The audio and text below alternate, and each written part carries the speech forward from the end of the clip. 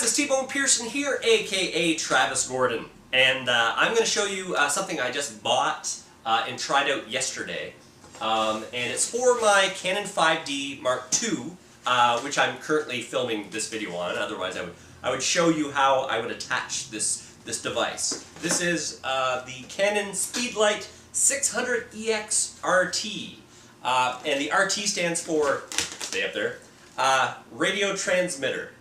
So it's how your camera communicates with the flash.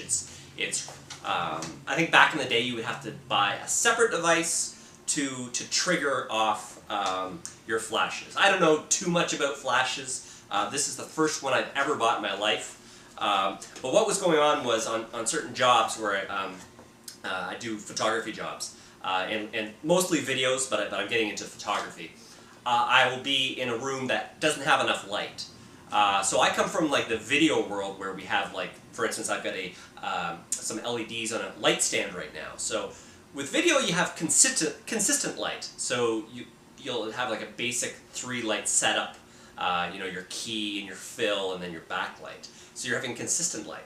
So with my camera I was finding sometimes I would be taking photos in a room and there wasn't enough light. So what you can do with the camera is you just you up your ISO really high, but you get into problems because then you get grain in your shots. You have to manipulate them in post to make them look good and add color. With high ISO, I think you lose color. I believe I've been told that around 200 is the best ISO for color and everything. So anyway, so finally after a few jobs thinking, I need some more light, I decided to research the best flash I could get for my camera, because it's a professional jobs. They're professional jobs that I'm doing, and professional gear seems to last longer. A lot of wear and tear. With professional gear, it's usually more weatherized. Professional gears, I don't know how they build it, but they know professionals are going to be using them day in, day out, so usually I'll spend a little bit more money to get, the best stuff. And again, too, I look at the reviews. Like, before I bought this, I went to B&H Photo and Video and looked through the reviews, and I think there were hundreds of reviews loving this flash. Again, I know nothing about flashes. I'm just learning. Okay, so in the box you get, of course, a huge manual, which any guy does not read. We whip this into the corner. I probably will never touch this. Anyway, so let's just throw it in there because we're going to get into what else is in here. Oh, lots of plastic bags and warranties, which I'll probably never do as well. Also, there's some little plasticky doohickeys. But the main thing, which I'm holding in my hand right here, is this sucker. So this is the 600EX. Let's have a look at it. I used it yesterday on a job, so I'll tell you how that went. So here it is here. So this attaches to the top of your Canon camera. Nikon has their own versions of these. So it slides in with the little red thing here front, and then you lock it off with this little button right here, so it actually locks onto the camera and won't fall off. If you don't do that, it's going to fly off on you.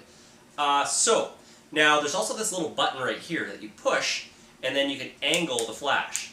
So if you want to shoot it right at the subject or someone you're shooting, you can flash them in the face and you'll get a good photo in the dark or in low light. So, but most times I think you want to aim this thing right at the ceiling, and it will bounce off the ceiling, the light, and then come back down, and it looks more natural, better, I guess. I don't know. What else can I tell you? Oh, there's this little LED screen back here, and there's 2 ways I used it. I think one's called ETTL. It's something through the lens. It's basically trying to figure the proper flash out for you. It's like an automatic setting. And it seemed to work okay. I'm still trying to wrap my brain around a flash of light in a photograph. Again, because I come from the video world where it's consistent light. So it's, you flash it, you take the photo, and then you analyze it, and then you say, oh, it was too bright, and then you take it down a level. If you're in the automatic mode, the ETTL, you say there's a little exposure meter, and you say, well, it was too bright, so I bring down the exposure level a bit, you know, by like 1 stop or whatever. I still, again, know not that much about photography. Please, yeah, I'm learning. Then you can go to the manual mode, and then you can determine how powerful the flash is. So I found sometimes the automatic setting wasn't doing what I needed it to do, and I said, you know, forget it. You know, I'm just going to manual, you know, and then I would just go through the power setting, then I would just go through and bring down the level. You can go it's a wide range of power. I think you guys get what I'm talking about. You just control how much power, how much flash it does. So I was doing it yesterday. I'm going to look at the photos today, and I'll probably have some more insights into, you know, how well it worked. I know some shots where it was a darker room, I noticed the flash nailed it on a few times. Like, I was like, wow, that's quite impressive. It's like 2 or 3 shots. I'm going to have to get better with it. I think it's, you know, because I know my camera really well. I know what I can do, but now with this flash involved, my mind's got to figure all that stuff out, yeah. Okay, so I think that's about it. Oh, there's a radio transmitter on it, so I guess, in theory, I could put this behind some shelves or something, and out of sight, and I could fire the photo, take a photo, it's early, take a photo, and it would flash off behind the cupboards and light up the back wall if I wanted that, so it doesn't have to be attached to the camera. And the radio transmitter, I guess, works way better than the past, because I think in the past it was infrared, and it's almost like a TV remote. So turning your channel, you have to point it at the TV. So it's a little dicey with this, and people have been using that for a while. So now this is a radio transmitter, so it can go through stuff, it can go through walls, and it can go pretty far. So anyways, yeah, so that's my little review of the 600EX RT. I will get back to you guys after a while of using it and see. Seems like, you know, real photographers who've been doing it for a long time love it. So hopefully I learn to love it, because right now it's awkward. Also, when you're shooting photos, it adds a lot of weight to it. So I found that usually I can get a really steady shot, because I know the weight of the camera and my muscles know the weight of it, and I can nail a shot. But now that I've got this extra weight on there, I found I was shaking a little bit. I wasn't used to the weight. So what I did was, the lens is pretty big. I usually grab the lens like this, because if you hold it like this, it'll shake a bit. But if you put your hand on the lens, you can cradle it, you can get a better shot. But now with this flash up there, I just went a little more down the barrel and held it like that, and then I could get steady shots. So it took a little adjusting, but by the end I sort of got the weight down.